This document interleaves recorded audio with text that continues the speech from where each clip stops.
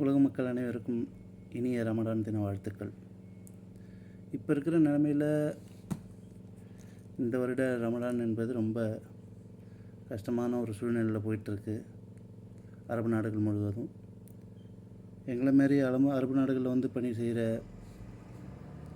எல்லாருக்கும் ரொம்ப கஷ்டமான ஒரு சூழ்நிலையில் இருக்கும். காரணம் இந்த போர் சூழல், ஒரு நிம்மதியான தூக்கம் இல்லாமல் தினமும் பயந்து பயந்து வாழக்கூடிய ஒரு நிலைமை. எப்போ அலாரம் வரும், எப்போ மிசைல் வரும்னு தெரியாமல் ஒவ்வொரு பொழுதும் பகல் பொழுதும் கொஞ்சம் கஷ்டமான சூழ்நிலையாக இருக்குது. ஐக்கிய நாடுகள் நமக்கு போதுமான பாதுகாப்புகளை வழங்கி வந்தாலும் கூட இந்த போர் சூழலுங்கிறது கொஞ்சம் பதட்டத்தை அடைய வைக்கிது. என்னோடய கருத்து என்னென்னா, இந்த புது புது கண்டுபிடிப்புகள், டெக்னாலஜி டெவலப்மெண்ட் இதெல்லாம் எதற்காகங்கிறது தான் கொஞ்சம் சந்தேகத்தை ஏற்படுத்துது.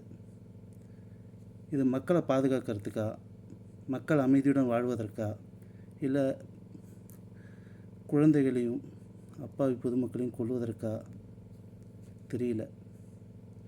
கண்டுபிடிப்புகள் என்பது மானுட சமூகத்திற்கு வாழ்வை மேன்மைப்படுத்துவதற்கும் அவரோட அமைதியான வாழ்வை நிர்ணயிக்கிறதுக்குமாக தான் இருக்கணும். அதான உண்மை.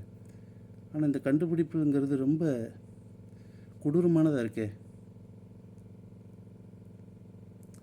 புரியல, இது எப்படி சமாளிக்க போகிறாங்கன்னு தெரியல. என்ன கொடுமை இது. ஒரு காலத்தில் அம்புகளையும் ஈட்டிகளையும் வச்சு நேருக்கு நேர் மோதிக்கிட்டாங்க. அதுக்கப்புறம் துப்பாக்கிகளையும் பீரங்கிகளையும் வச்சு மோதிக்கிட்டாங்க. அது எல்லாமே நாட்டுக்கு வெளியில் ஒரு எல்லை பகுதியில், ஒரு காலியான ஒரு பகுதியில் நடக்கும். அதுக்கும் பொதுமக்களுக்கு எந்த ஒரு சேதமும் இருக்காது, எந்த பாதிப்பும் இருக்காது. ஆனால் இப்பொழுது சூழ்நிலையில் இந்த கண்டுபிடிப்புகள் என்பது ரொம்ப ஆபத்தானதாக இருக்கே. பொதுமக்கள் பயங்கரமாக பாதிக்கப்படுகிறாங்களே, குழந்தைகள் பாதிக்கப்படுகிறாங்களே. ஒரு விஷயத்தை உருவாக்குவது என்பது ரொம்ப கஷ்டமான ஒன்று. ஒரு கண்டுபிடிப்புங்கிறது, ஒரு சாதாரண ஒரு பில்டிங்கை கட்டுறதுங்கிறது பெரிய லாங் ப்ராசஸ். இதுக்குள்ளே நாள் எடுக்கும். ஆனால் ஒரு நிமிஷத்தில் அழிக்க முடியுதே. இந்த கண்டுபிடிப்புகள் எதற்காக? மக்கள் வாழ்வதற்காகவா, மக்களை அழிப்பதற்காகவா? அதுதான் தெரியவில்லை. ஒவ்வொரு நாளும் பதற்றம்.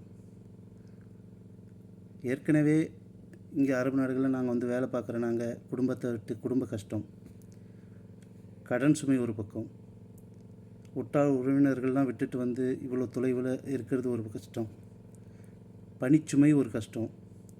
இவ்வளோ கஷ்டத்துக்கு இடையில் இந்தமாரி போர் பதட்டம்ங்கிறது ஒரு கஷ்டமாக இருக்குது. உலக தலைவர்கள்லாம் சேர்ந்து இந்த போர் நிறுத்தத்திற்கு ஏதாவது செய்யணும் எங்களுக்காக. இந்த மக்கள் ஒரு சாதாரண மனிதனாக, ஒரு சக மனிதனாக என்னோடய வேண்டுகோள் என்னென்னா, உலக தலைவர்கள் நாங்கள் தேர்ந்தெடுத்ததே நாங்கள் அமைதியாக வாழ்கிறதுக்காக உங்களை தேர்ந்தெடுத்தது. இவ்வளோ கஷ்டங்கள் ஏற்படும் போது உலக தலைவர்கள்லாம் சேர்ந்து இந்த போர் நிறுத்தத்துக்கு கொண்டு வாங்க. ஏன் இப்படி பொதுமக்களையும் எல்லாரையும் கஷ்டப்படுத்துகிறீங்க? நிம்மதியான வாழ்க்கை இல்லை. மக்கள் என்ன பண்ணுவாங்க? அது எங்களுமே லட்சக்கணக்கான மக்கள் என்ன பண்ண முடியும்? லட்சக்கணக்கான தொழிலாளர்கள் இங்கே வந்து கஷ்டப்பட்டுருக்கோமே. உலக தலைவர்களுக்கு எங்களை போன்ற சாதாரண நபர்கள் என்ன பரிந்துரை செய்கிறோம், வேண்டுகோள் விடுக்கிறோன்னா, இந்த போர் நிறுத்தத்தை உடனடியாக கொண்டு வாங்க. மக்களை நிம்மதியாகவும் அமைதியாகவும் வாழ விடுங்க. எல்லா மார்க்கமும் அன்பை தான் சொல்லிக் கொடுக்குது. இன்னொரு ஒரு உயிர் மேலே அன்பை தான் சொல்லிக் கொடுக்குது, அன்பை காட்ட தான் சொல்லிக் கொடுக்குது. இப்படி வன்முறையை சொல்லிக் கொடுக்கலையே எந்த ஒரு